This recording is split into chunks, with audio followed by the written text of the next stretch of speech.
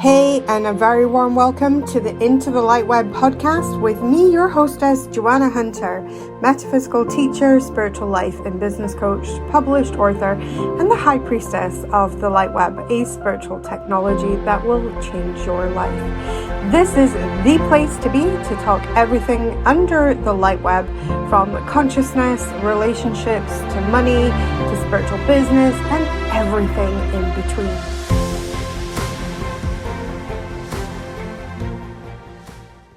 Hello, this is another episode of Into the LightWeb podcast, and we're in the $1 Million Lab series, and I am joined by another phenomenal guest. It's me, Joanna Hunter here, and I'm bringing with me Tanja Hausfelder. Hello, Tanja. Come and introduce yourself to everybody and tell people what it is that you do in the world. Hello, Joanna. Thanks for inviting me. It's such an honor being here today with you from another part. You're in Scotland. I'm here in the Italian part of Switzerland in the south, and it's really an honor to share what I'm doing today with you. I call myself, I have to say, my whole life, I was always in my mind. That's also why my company is called BrainFood, because I think the most important thing is to be aware, because our mind creates everything. I always say when the mind goes, energy flows, whatever you want to do. Even if you want to start to do meditation, if you're not aware of, nothing works out. And BrainFood is all about the art of leadership and self-mastery. Because for me, leadership is not when you talk to people, most of the people say, yeah, leadership, it's like the management. I think of huge corporates, of being a CEO. I call myself also CEO, but I'm a chief enthusiastic or excitement officer and not what they call the CEO. Because I want to inspire people. And leadership is an attitude and leadership is lifestyle. And that's what I want to bring into the world, to help people to increase their self-mastery. Self-mastery on all 4 levels. That means the mental, the spiritual, the behavioral, and also for sure the emotional level. And that's what I'm working on.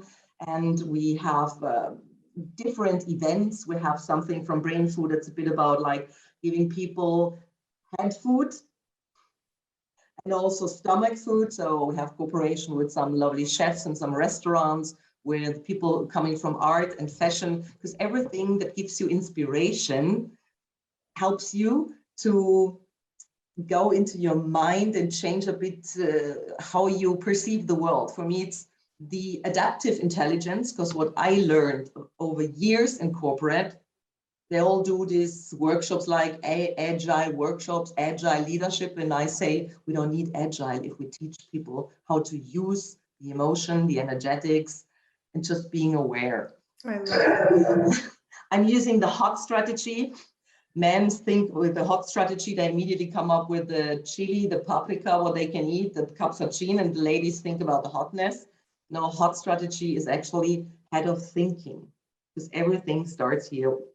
Where the mind goes, energy flows. As they say, we manifest, we create 24/7, the good, the bad, the ugly.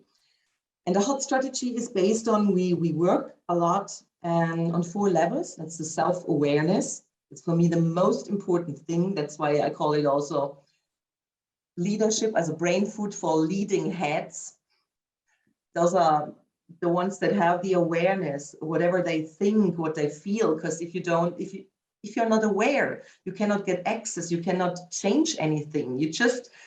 I call them always, they are like, you call it a stimulus reaction machines. They work out. Okay. People with having all the red buttons, you never know, you press the wrong one and they explode. So yeah. Maybe you heard about this, was this guy that said, between stimulus and response, there is a space. And in this space lies our freedom to choose our response. And our response in this lies our freedom and growth.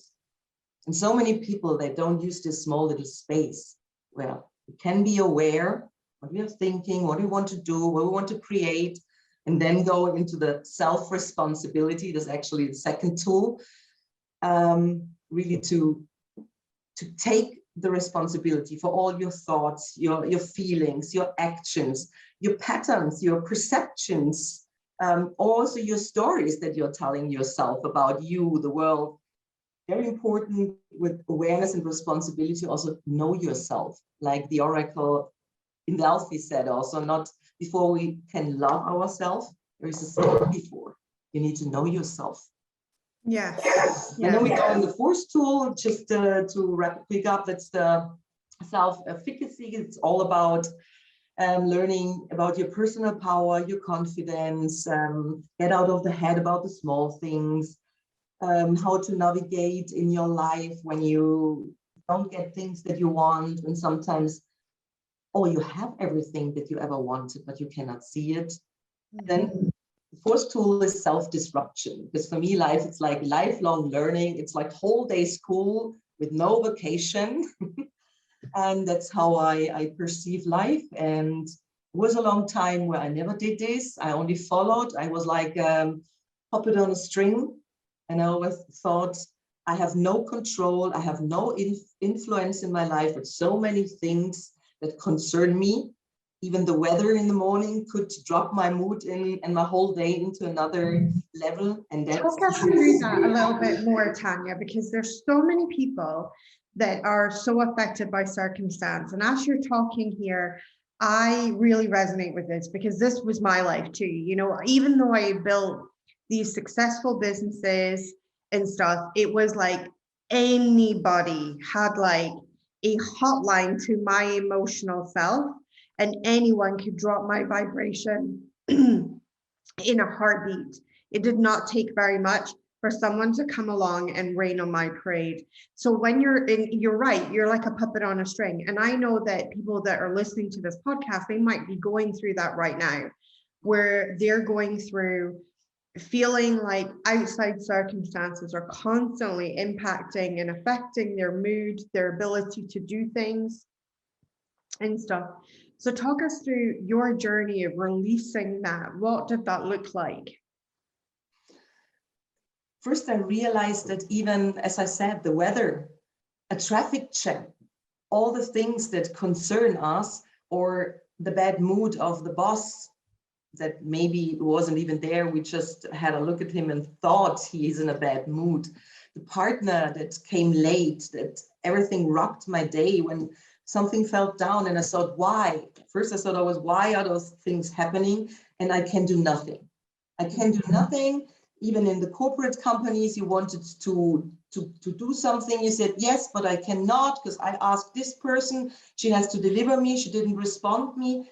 And then I guess this is something that a lot of people know. You want something, let's keep it simple with this job you have to do at a corporate company.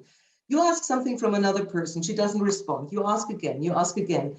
And this person maybe does the same game, she needs another one. And then sometimes we know that we receive emails with CC, we have 10, 20 people. So that's first a matter like, I cannot continue with my work if you don't give it to me. So I wait. I sit. Then maybe comes another person or your boss that shouts on you why you are not delivering in time. Then I could start a complaint. Yes, because to finish this topic, I need. There was a huge lack of first self-responsibility. I limited myself always in my possibilities. I never took responsibility. And there was one thing I remembered my grandmother always said, she said, don't ask for allowance. In the worst case, apologize. Because when you always ask for allowance or wait for others, all those people that are jealous, all the people full of fear, they won't stop you, and all the people without imagination and your big picture or your visions, they will try to stop you. Just go, try. Often it works out. Often you have all the tools, or you go for. If you don't have it, search for it. It's your responsibility. You want something, take it. If something goes south and somebody blames you for it, you can anyhow apologize. But most of the time, it never happened. And there were so many small things that I felt I'm not in control. People around me, I have it day by day, and I felt it. I was just running because I'm always like, I was of service. I always give my all, because if people ask something, I want to deliver. I want to to give a top service. And I almost burned out. I had health issues. Because I didn't listen to my small little voice inside of me that was just whispering. So finally the body decided one day and said, don't hear me. So I need a bigger piece of wood, and I really almost crashed down my body. I was increasing weight. I was always in a bad mood. I didn't want to go out to see people, but nobody realized it, because in business I was professional. As soon as I was in front of people or in my business, I was performing. I was lonely. I was sad. My relationship wasn't the best at the time. I lost the sense for life. Nothing really could enjoy me. And even I was then also scared about losing everything. I didn't want to become intimate with my boyfriend because I didn't like myself. I was only tired and tensed. And I started reading about how many people really love their job, how many people really are fulfilled there. So many are quit inside. And that's just a circumstance of job. You quit yourself. You start betraying yourself. You start denying your wishes. Self-betrayal is huge. Self-betrayal is huge. And that's what I realized in my earlier businesses. In order to get them to the place that they were, where they were really successful, there had been a lot of self-betrayal of being willing to work beyond the moment my body said I'm tired, and being willing to work beyond that. When I felt uninspired, being willing to work while uninspired, which meant it felt like pushing the boulder up the hill, and this self-betrayal, I think, is a very, very potent starting point for moving right down what I call the downward spiral, where life starts to contract, things start to get very narrow, things start to get very panicked, things start to get very stressful as we move down this downward spiral. And I did actually burn out. I had a huge burnout. And so I was rushed to hospital with multiple organ failure. And that was my complete wake up moment of like, what are you doing? There's got to be a better way. And when backed into such a corner, and I think, one of the things that I love coaching people, and I'm sure you do as well, is we really actively prevent people from getting to the place where we have been. Because if we can find someone before they've gotten to that place where it's desperate, then it's better for them, because they don't have to go through the trauma of when their body is literally failing around them. But obviously if someone's there, we're there to help them as well. But I think that that's such a huge thing. And it always comes down to what type of relationship are you having with yourself? And the relationship I have with myself today is so, so different to the relationship I had with myself back then. The relationship I had with myself back then, it was not good. And even the way that and you talk about being in the mind, even the way that I spoke to myself in my own mind, it was so harsh. I was never was there a kind word to myself in my own mind. And now I speak kindly to myself, and my life is easier and way more affluent and way more relaxed and chilled than it was before. But I think many people struggle to think, well, how can just changing the way that I speak to myself start to affect my results? And I know that you're really into the neuroscience. So have you got some kind of neuroscience on this? Yes, actually. And the most important thing, like you said, is it is not specially only the neuroscience thing. The easiest thing is to start to become aware what I'm thinking about myself, what I'm thinking about life in general, what I'm thinking about other people. Because it starts sometimes, just there are people outside, they just have two categories, like humans are bad or humans are good. Yeah. And other people always want to harm me. The world wants to harm me, like all those concern, this outer circle, they want to influence me and I can do nothing. Or people are good, that's the easiest thing. And to realize, am I thinking or is it thinking me? Because a lot of people, they even don't control their thoughts. They sit in a bus, they listen to another talk. We sit in front of television with what you feed your mind, and suddenly you think, oh my gosh, the world outside. Oh yes, that's also like that in my life. I cut it out so many things, even newspapers. I have a small little feed. I said, no, those things already happen. I don't make it better if I put the energy there inside. Don't get me wrong. I'm not ignorant. I know what is going on in the world, but I am so aware of what I feed myself with. Do I feed all senses like television? That is audio. You see pictures. Sometimes you even have subtitles. It makes a complete difference, like you listen just to a radio or you read an article without moving pictures, because they affect so much our nervous system. And most of us are not trained to grab ourselves in the right moment. This is this stimulus and this response. Between stimulus and response, there is the space, and in this space we can choose our response, and that gives us freedom and growth. But if you are not trained to, you don't get yourself in a moment. I have that often, especially with the people close to us, our buttons.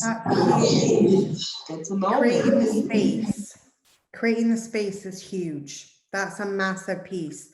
Because I think so many people, and this is something that, you know, that I teach in Unity Consciousness and in LightWeb, to create that space in which you can actually choose your response, as opposed to just falling back on the conditioning and react. People that are so much, everything that happened in my life happened in a depth to me that I thought, why it cannot be just a little bit.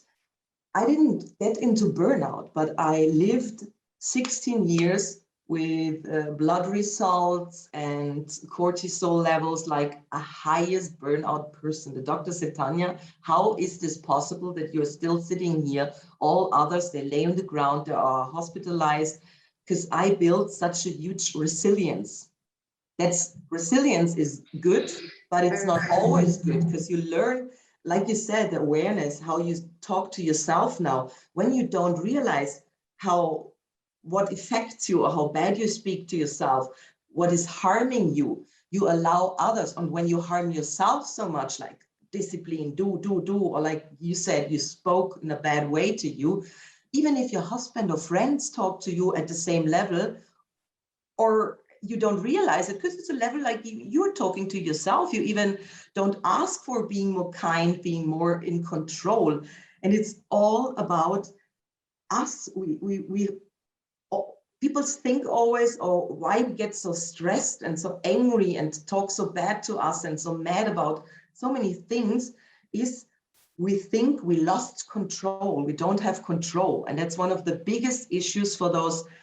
I checked the numbers in UK, actually 57% of all long-term illnesses come out of stress, burnout, all this. People feel like, I don't have control over my life. I think those are the reported figures, but long time. I think exactly those are the reported figures, but I feel like it's even more people that are suffering with stress, and stress is such a mind killer, because it you think. And the other thing as well that that is really with stress, for instance, a lot of people, they don't see stress. Exactly. They don't see stress as like a valid reason. It's like, oh, I'm just a little bit stressed. No, like actually your body's organs begin to break down after they have been under the influence of cortisol for extended periods of time. So it's not I'm a little bit stressed. Like, it's actually physically breaking your body down, which is why when people have long-term stress, they have so many illnesses, like one after another, after another, after another, after another. And that was me. I mean, that was me. I was constantly backwards and forwards to the doctors. And what I wanted from the doctors was the Band-Aid. Just give me something to feel better now. But the idea is what happens with stress. Stress is a good thing because it's one of those, our instincts. When there was this tiger or a wild animal running behind us, we need just to, fighting wasn't an idea, we need to flee. But there is those instincts of fight or flight. And for sure there's the other one like freeze. Yeah. But fight, flight, you need the hands, we need our legs. So all the blood, the body, all the blood gets in this, the hands and the legs to run, because the other organs, even the brain, the heart, the liver, all those, they are not fully supported. And when you are on a continuous stress level, that's why all the body get then different illnesses, because they are not supported, they're not supplied from the whole system. You are also our brain that only knows then one way to act. And we always think the things we see, we have to flee, to fight against.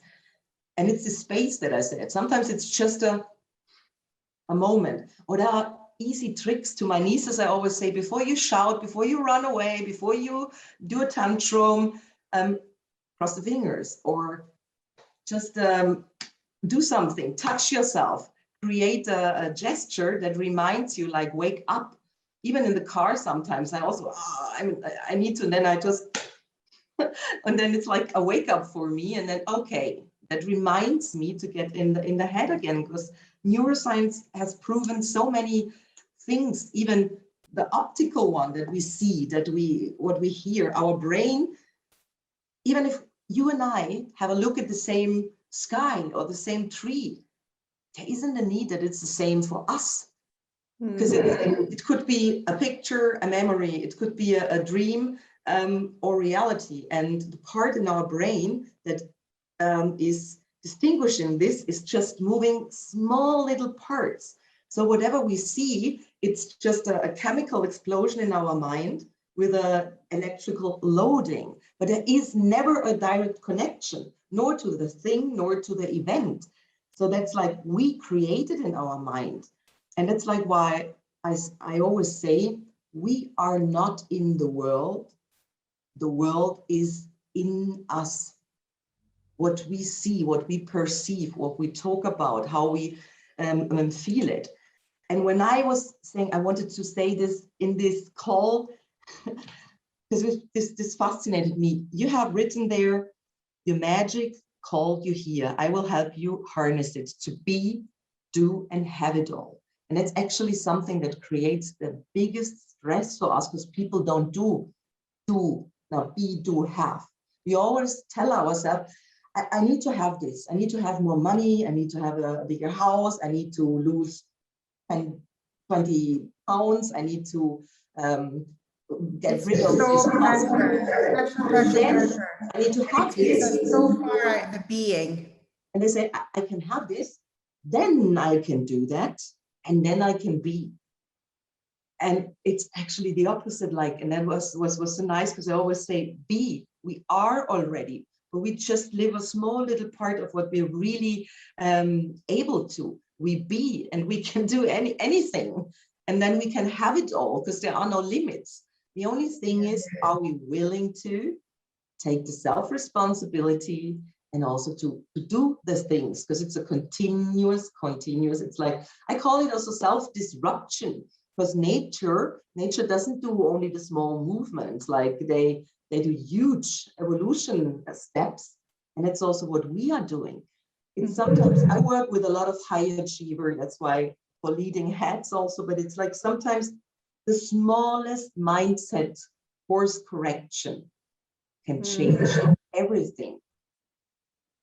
And it's something that I always tell my people. We work a lot on the quality of life, the perceptions, the patterns, and also do funny things like they have in the mind. I always call it the masturbation. It's the masturbation, because they always think, I must, I must. I love that. Tanja, I have absolutely loved talking to you today. Tell people one tip that you would love to leave somebody with that can just get started on this road of taking that control back, and really the kind of the thinking, you know, the head of thinking. How can they begin on that road? What's your main tip for that? Main tip for me is like, imagine your brain, you have a huge machine inside that is putting etiquettes on everything. Etiquettes, labeling. We label everything, like the bottles. And we label so many things. And that's a nice game when you just go one day. Go walk through your day and check out which labels you are putting on people and on things. Even your closest people, because we always take them for granted. And most of us have the biggest stress coming from the people most close to us, because we think we know them, we take them for granted. There is no appreciation. And that's also an exchange. If we give it, we receive it. And I always say, check one day all the labels, check how much you label your family, your partner, your business, everything. Be aware if you want to put this label there, if you want to have it there. And it's an easy game to start, because this awareness, what I'm labeling, that impacts so much. It's like, what do I think about me? I love this. I can't wait. I'm actually going to do this. I'm going to see, where do I label things? I love this. So tell people where they can find you on the internet. How can they follow you? How can they find you? We're going to make sure that we link in the show notes all your information and everything so people can easily find it. But if you're just desperate to go and follow Tanja after this conversation, where can we find you, Tanja? Actually, on Instagram, it's brainfood.official, or on Facebook, and it's Tanja Hausfelder. You said you will anyhow write a name because it's a bit. Absolutely. And in August comes also my webpage. That's www.theleadinghats.com. In August, I will be on holiday, but I promised I will do each day alive, because it's about secrets, because I'm going to the sea and there will be secrets. Because teacher, and I'm going to kite surf, and that's so much with personality, with the nature, that I'm always taking out so many insights that I wanted to share. And so there will be beginning of August. Sharings in August. Oh, I think people will look forward to that. Thank you so, so much for coming on the show and sharing all of your wisdom and knowledge. I've really loved this one. Thank you so much, Joanna, and I hope to talk to you soon. Thank you.